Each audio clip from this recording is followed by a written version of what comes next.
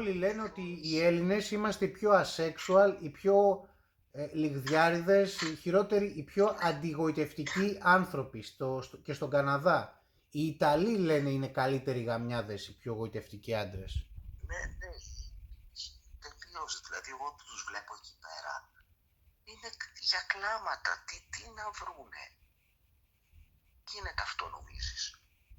Είναι και λίγο, είναι και φουκαράδες. Είμαστε φτωχοί, μίζεροι, ναι, φουκαρά, δεν έχουμε λεφτά, λογικό είναι. Μίζεροι, απεριπίτοι, βρωμιάριδες, αυτό που είπες, ναι.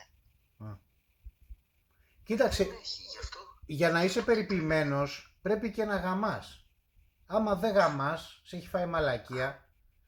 Τους μήνες που με τρώει μαλακία και εγώ βρωμιάρης είμαι, να σου πω την αλήθεια.